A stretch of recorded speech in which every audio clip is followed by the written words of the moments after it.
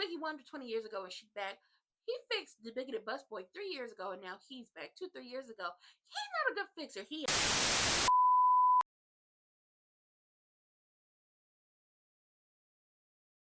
Let's talk about Beyond the Gates. Okay, so Martin coming in the house and Lil Tridarius is playing, chess with the bigoted busboy. And Martin's like, what the hell is you doing here? So Lil Triangle is like, oh, me and my friend, we playing chess. Okay, hey. And it's just like, why are you letting adults in the house? First of all, that child is disrespectful. Talk crazy to Martin. Listen, I was on Martin's side this episode because why are you letting strangers in the house? Why are you talking to adults online, talking to adult strangers? But also, Martin Smitty, y'all need to monitor his online activity more because he over here talking to adults and meeting up in the park with them and then inviting them back to the house. This could have been a bad situation. This could have been nothing in chess. So Martin threw that man up out the house and him and Lil Tridarius get into it. And basically, Martin, without saying you grounded, told that boy he was grounded. Don't open his door for nobody. He gotta go handle some business. So when he get down to the Orphe Jeans and he talking to the bigoted busboy, the bigoted busboy is like, you lying. You sent somebody after me. You said you knew powerful people. Y'all tried to take me out. I ain't even get my money. So the price is going up. Yesterday's price is not today's. It went from 100,000 to 200,000, and I want it by sunrise. Oh, Martin is pissed. So he go down there to Evil Genuine's house, and Triple H is down there talking about, ooh, we have more gas. And it's just like, girl, if you don't take you and your bump it and go upstairs and don't be eavesdropping either, because she done got on my damn nerves. Because Danny came over there with a sweet potato pie, and it's just like, ooh, did you start a poison real good when you brought them? Okay, girl. Anyway, she came over with a sweet potato pie baked from scratch as a peace offering, and they sitting up here trying to blame her for why Triple H ended up in a hospital talking about we could have lost our baby because of you. And it's just like, what baby? There is no baby. What baby? Did y'all see a baby? I ain't seen no baby. Did y'all see a sonogram? I ain't seen no sonogram. Did y'all see an eternal? No. Blood? No. No. Ain't no baby. There is no baby. And Danny has said everything that the people on the show and us in the public have been saying. Give him grace. Leave him alone. Take the high road. Be the better person. All these things. And she tired of being a better person. So at this point in time, she's not doing it no more. And she's staying 10 toes down behind what she said, because honestly, it was an honest conversation between Triple H and Danny. And Triple H took her raggedy, unpregnant ass over there trying to argue with Danny because she wanted Danny to argue with her so she could feign medical issues and then she could claim miscarriage, and she didn't expect Danny to stay at the hospital. That's exactly what the hell is going on, because she wants Danny to be the villain in her story. That at some point in this week, she gonna meet her ass up with Wiggy Wonder. And let's be clear on something. She's planning something. But also, let's be clear on something, Triple H, because you're not as smart as you think you are. When it comes down to who's going to get caught up between you or Triple H is going to make sure she comes out on top smelling like roses, and you going to get yours. But boom, back to Martin and Evil Genuine. So Evil Genuine is having a hard day because he didn't try to talk crazy to Danny, and Danny is like, "Ooh, bitch, I will leave y'all and got to tell me, but once it out of here, I'm gone." And Martin come over and was like, you supposed to be the fixer. You supposed to be fixing stuff. That man was in the house with my child and talking about he can get to my husband and my children whenever he want. I can't do this. You were supposed to fix this situation. All of y'all kept me out of this, and now look at it. Now this man is back around. Now he wants more money. Did you cheap out? Did you not pay him? We all know that Evil Genuine paid that man. We also know Randy's raggedy, stanking ass was supposed to take this man out, and he didn't take the man out, and he stole money from Joey, and now he on the run, probably with the help of Vanessa and Doug's dumbass. And it's just like, oh my god, y'all don't understand what y'all have done.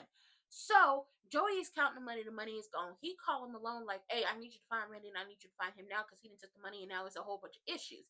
He don't know that the bigoted busboy ain't taken out, because he is trusting that Randy took the man out but just stole from him.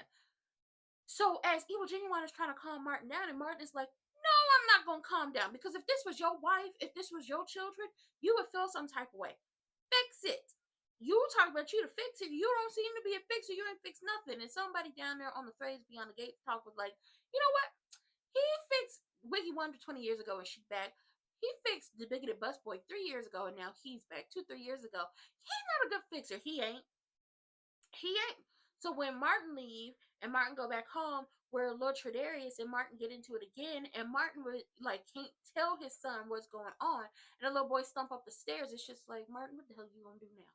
Mind you, Smitty is like, he 10 toes down behind his husband, and if it comes down to it, if there's something about his husband, he'll bury it and he keep it close to the vest. He ain't gonna tell nobody. And him and Jacob is talking about this whole situation with Malone, and Malone knows that Smitty has been in his bank record, so he done fed Jacob this story of, oh, the $5,000 came from me being at Joey's during a sting operation. I won $5,000 on the poker table, right? Paid it in cash, no problem. And the $500,000 came from my inheritance. Me and my sister sold our parents' house. She had $500,000. I had $500,000, and she paid me in cash because that's the way she likes to do things. Now, she was that's how she, liked to do things.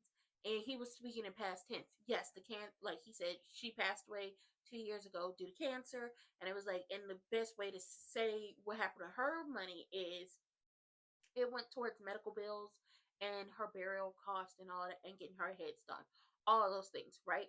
So he feeding him this story. Joey keep blowing up his phone because he needs him to find Randy, and Jacob and Smitty are still on the case because Smitty's not letting it go. Smitty stayed his ass down to that police station, but Smitty need to get home and handle up on his child because his child is talking crazy, letting adults into the house, and that is not a good situation.